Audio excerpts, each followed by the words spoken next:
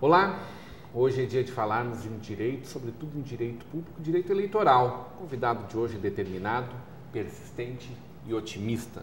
Natural de Novo Hamburgo, filho da dona Denise e do seu Beto, é formado em Direito pela Universidade Federal de Santa Maria. Atua na área de Direito Público, notadamente eleitoral e administrativo. O marido da Cássia já ocupou cargos importantes como assessor de políticas públicas e subprocurador de assessoramento em meio ambiente e urbanismo na Prefeitura de Novo Hamburgo. Atualmente é sócio da Bondan, Bronzatti, Pienes Advogados, aqui de Novo Hamburgo. Hoje teremos uma conversa de peso com o Dr. Vinícius Bondan. Vinícius Klein Bondan, é isso? Isso. Seja muito bem-vindo para essa conversa de peso, Dr. Vinícius. Obrigado, prazer. O senhor tem sido bastante requisitado nos últimos dias para falar na nossa Vale TV, né? Um grande prazer estar aqui entre amigos, conversando sobre os assuntos que importam para a nossa gente. O nosso país está meio bagunçado, né? Bagunçado é um eufemismo, né, da tua parte. Mas vamos lá, vamos dizer que está bagunçado. Primeiro me preocupou aqui esse marido da Cássia, ela já sabe? Não, na verdade nem eu sabia, né? Estou sendo informado agora aí pela produção. É uma forma simpática de dizer os namoridos, é isso? Pois é, tu sabe que os costumes mudaram tanto hoje em dia, né? Ninguém mais casa. As pessoas vão se juntando e é mais ou menos... Não, ninguém mais casa, você vai ter que explicar para ela depois. Não, mas é verdade, né? E a gente... Enfim, vamos mudar de assunto, vamos seguir em frente. A lei mas definitivamente... marido da Cássia, a lei e o legislador não acompanham... Senão depois ela fica braba comigo, ela vai olhar, né? Enfim, o programa. É uma querida ela. A lei e o legislador definitivamente não acompanham a sociedade na mesma velocidade que a sociedade anda, doutor. É que a velocidade da sociedade é muito alta, né? Cada vez maior. Cada vez maior. Filho de Novo Hamburgo? Filho de Novo Hamburgo. Mas foi fazer a faculdade lá em Santa Maria? Lá em Santa Maria. Por que isso? Bom, Rodrigo, eu, desde o meu ensino médio, eu participava de um programa de ingresso no ensino superior que tem lá na Universidade Federal de Santa Maria, que se chama o PACE, que é um programa especial, reserva determinadas vagas lá da universidade, em um vestibular que acontece ao longo das 3 séries do ensino médio. Então, no primeiro ano do ensino médio tem uma prova, no segundo ano do ensino médio tem a segunda, terceiro, assim, respectivamente, né? E a escola em que eu estudei no ensino médio, ela incentivava muito, né, a realização desse programa especial de ingresso no ensino superior. E aí, nesse meio tempo, fazendo as provas, eu conheci Santa Maria e, te confesso, foi amor à primeira vista por Santa Maria. Uma bela faculdade, né? Sim, sem dúvida. Foi a primeira universidade pública do interior do país, né, que não era localizada numa capital. Foi fundada em 1970 e tem uma história muito interessante. Já saíram dali alguns advogados de renome nacional, né? Sim, doutor? Santa Maria. O senhor está se preparando para esse caminho também, é isso? Olha, faço o possível para levar, né, levar com a altura necessária o nome da universidade, né? A gente sempre tentando enaltecer esse nome. E ali conheceu também alguns parceiros de jornada. Sim, meus 2 colegas, né, o Ítalo e o Alexandre, né, foram colegas. O Alexandre, meu colega inclusive se formou comigo, né, foi meu colega nos 11 semestres de faculdade. E o Ítalo era nosso bicho, né, e é legal esse período do ensino superior da universidade, né? Porque a gente faz parcerias assim que a gente leva para a vida inteira, né? Grandes amizades. Doutor Ítalo, a gente está falando do doutor Ítalo Bronzatti, que foi o procurador do PROCON aqui, subprocurador, né? Subprocurador do PROCON, fez uma gestão muito interessante à frente do PROCON. Estava semana sim, semana também aqui com a gente na Vale TV, no esse Jornal NH também, né? E por aí vai. O cara teve em evidência, tá né? sempre e aí, junto, estando em evidência, assim que ele se desligou, a gente chegou e puxamos esse talento aí para nossa equipe. Uma bela aquisição. Acho que casou bem. Por que a escolha do direito? Rodrigo, é uma coisa que eu não saberia te dizer, assim, eu simplesmente sei que sempre tive interesse por essa área e Não sei te dizer exatamente porquê, mas eu sempre soube que eu queria ser advogado, uma coisa que vem, inclusive, desde jovem, desde muito jovem, assim.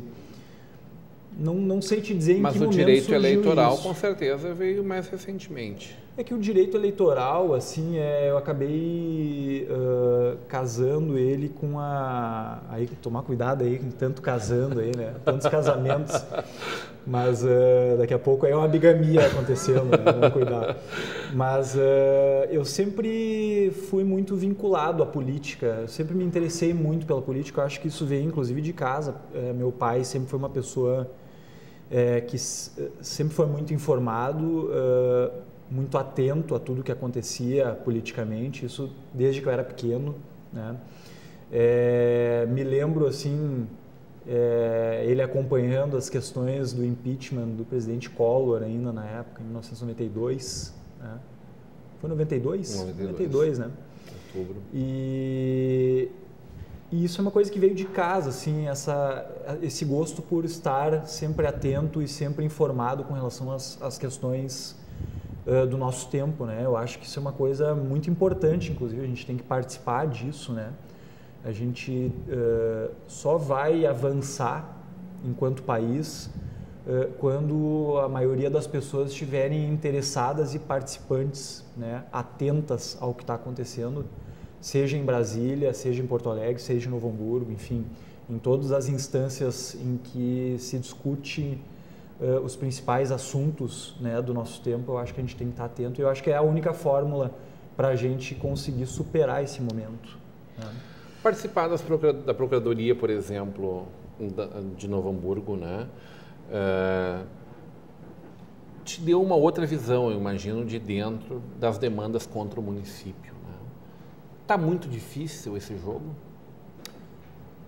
Sabe que uma das coisas que e não é porque eu sou advogado nessa área, né, eleitoral e administrativa, mas assim, uma das coisas que eu reputo mais difíceis hoje é ser uma pessoa pública, né, exercer um mandato público eletivo ou um cargo de provimento em comissão, enfim, exercer uma função pública. Porque isso é algo que é muito desgastante, porque do jeito que são as coisas hoje, tu está sempre na vitrine, né? Então, assim, as pessoas muitas vezes nem te conhecem e fazem críticas pessoais a ti, né? Isso, inclusive, acaba atingindo não somente a ti, como muitas vezes a tua família, enfim. E é um momento muito difícil. É um desconvite às pessoas de bem, né? Com certeza. A gente não pode negar que o momento que a gente vive é extremamente delicado. Nós temos pessoas nos mais altos cargos da República acusadas de atos gravíssimos, né? Mas a gente não pode tratar isso como... A gente não pode menosprezar o exercício da função pública, porque assim a gente está...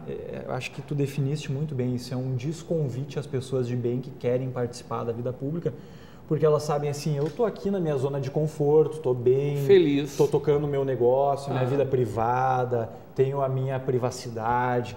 Por que motivo eu vou ir para a vida pública para, digamos assim, ser achincalhado pelas pessoas que divergem das minhas opiniões, né? E, enfim, estar exposto, a minha família, a toda sorte de ataque sorrateiro que a gente sabe que é o que predomina hoje na política. Então, acho que principalmente a gente tem que achar uma maneira de avançar nesse sentido, porque a política só vai mudar quando a gente trouxer as pessoas de bem para a política e não afastar elas. E não é negando hoje. Política nas redes sociais ou em Pelo conversas contrário. de bares, ou o que é pior, né? Eu sempre digo, imagina uma casa, as pessoas conversando sobre política e o pai e a mãe destruindo o político ou a função de servir ao próximo, né? Isso é totalmente contraproducente para esse futuro que a gente precisa. É que a política, quem faz a política somos nós, né? Na verdade, as pessoas que se interessam pelos assuntos de importância do nosso tempo. Essas pessoas as que ocupam espaços públicos e acabam definindo, né, a vida, os destinos da vida de quem, inclusive, não se interessa pela política.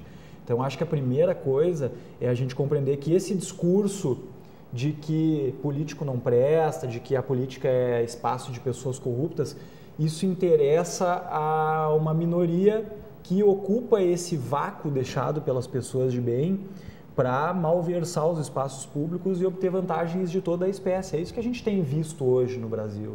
Né? Mas esse tomar lá da cá, ele é institucionalizado aqui desde sempre, Sem né? dúvida.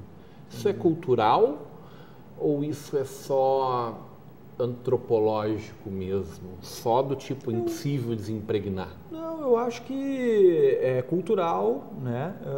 E claro que isso tem como ser superado, né? A gente tem nós temos N exemplos de sociedades que, com o tempo, com a conscientização, com a educação, com a cultura, enfim, se desenvolveram e superaram essas questões relacionadas à corrupção. Sociedades que se matam no caso de uma denúncia de corrupção, né? As pessoas têm tanta vergonha que cometem um suicídio.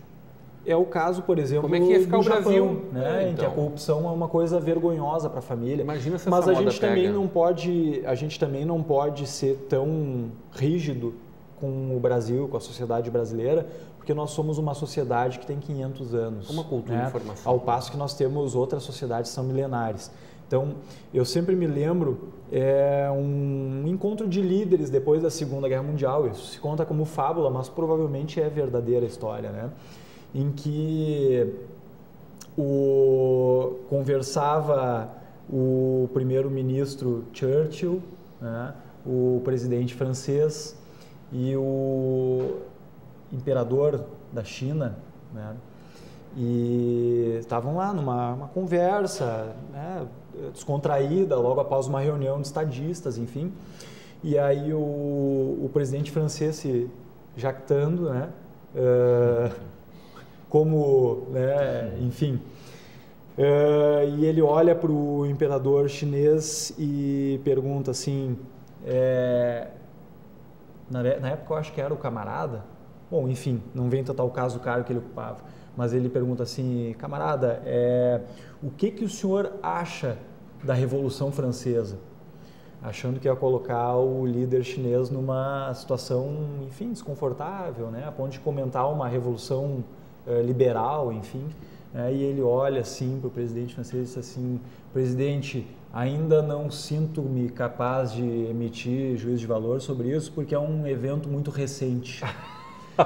Quer dizer, para uma sociedade como a chinesa, que tem, né, milhares de 5.000 anos. né, um evento de 300 anos foi ontem, né?